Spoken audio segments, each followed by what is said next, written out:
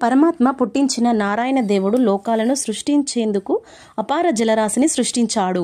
ఆ జలరాశిలో స్వకీయ వీర్యం నిక్షిపించాడు. ఆ వీర్యం బంగారం అయింది. ఆ బంగారం పెద్ద అండమైంది. ఆ అండంలో ఉన్న బ్రహ్మ దానిని 2 భాగాలుగా విడగొట్టాడు. పై భాగాన్ని దివిని చేశాడు, కింది భాగాన్ని భువిని చేశాడు, మధ్య భాగాన్ని విశాలమైన ఆకాశం చేశాడు. వాటితో పాటు దిశలు, కాలం, మనస్సు, బుద్ధి, వాక్కు, కామక్రోధ లాభాలెన్నింటినో సృష్టించాడు. అలాగే మరీచి, అత్రి, పులస్త్యుడు, పులహుడు, అంగీరసుడు, క్రతువు, వశిష్ఠుడు అని 7 మహర్షులను సృష్టించాడు. వారంతా ప్రజాపతులయ్యారు, లోక స్రష్టులయ్యారు. అప్పుడు బ్రహ్మ మళ్ళీ తన రోషంతో యముణ్ణి సృజించాడు. ఆపై యోగ విద్యాధిపతి సనత్ కుమారుని సృష్టించాడు.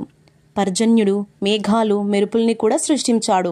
యజ్ఞాల కోసం ఋగ్యజసు సామ్యధ్వరణ వేదాలను సృష్టించాడు. తర్వాత తన శరీర అవయవాలతో అనేక ప్రాణులను పుట్టించాడు. అలా ప్రారంభమైన సృష్టి నిరంతరం కొనసాగేలా తన శరీరాన్ని 2 సమాన భాగాలుగా విడగొట్టాడు. విడగొట్టిన భాగాల్లో ఒకదాన్ని పురుషుణ్ణి చేసి రెండవ దానిని స్త్రీని చేశాడు. అప్పుడు పురుషుడు స్వయంభువు మనువయ్యాడు. స్త్రీ శతరూప అన్న పేరుతో అతని భార్య అయ్యింది. ఆ ఇద్దరికి ప్రియవ్రతుడు, ఉత్తానపాదుడు అని 2 కుమారులు జన్మించారు. ఉత్తానపాదునికి సునృతాదేవి భార్య అయ్యింది. ఆమె ధర్మదేవుని కుమార్తె. ఉత్తానపాదునికి సునృతాదేవికి 4 కుమారులు జన్మించారు. వారు వరుసగా ధ్రువుడు, కీర్తిమంతుడు, ఆయుష్మంతుడు, మహాద్యుతి. ఈ ధ్రువుడే 3000 దివ్య సంవత్సరాల పాటు తపస్సు చేసి బ్రహ్మను మెప్పించాడు. నక్షత్ర స్వరూపం అయ్యాడు. ధ్రువుని భార్య శంభువు. ఆ ఇద్దరికి శ్లిష్టి, భవ్యుడు అని 2 కుమారులు జన్మించారు. శ్లిష్టి భార్య సుచ్ఛాయ.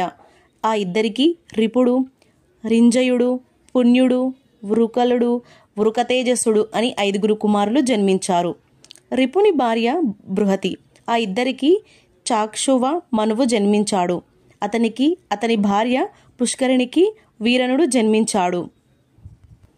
వీరునికి అతని భార్య నడ్వలకి ఊరువు, పురువు, శతధుమ్నుడు, తపస్వి, సత్యవాక్కు, అతిరాత్రుడు, అగ్నిష్టుత్తు, సుద్యుమ్నుడు, అభిమన్యుడు అని నందనుడు అని 10 మంది జన్మించారు. పెద్దవాడైన ఊరునికి అతని భార్య ఆగ్నేయకి, అంగుడు, సుమనుడు, ఖ్యాతి, క్రతువు, అంగీరసుడు, గయడు అని 6 కుమారులు జన్మించారు. వారిలో అంగునికి అతని భార్య సునిధకి వేణుడు జన్మించాడు. ఈ సునిధ మృత్యుదేవుని కుమార్తె.